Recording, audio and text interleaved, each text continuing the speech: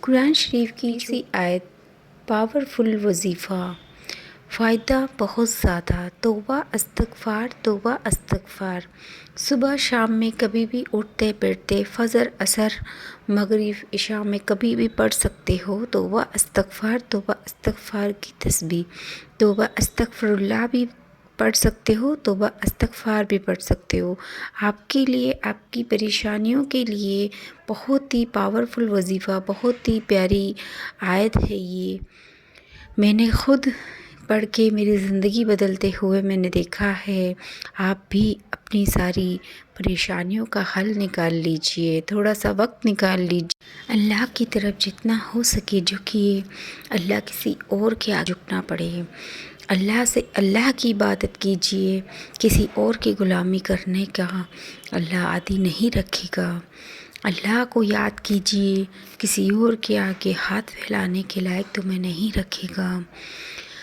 اللہ سے مانگیے، کسی اور کے آگے اللہ مانگنے کے لائق تمہیں نہیں رکھے گا۔ اللہ کے لیے وقت نکالیے، کسی اور کے پاس وقت خراب کرنے کے لائق تمہیں نہیں رکھے گا۔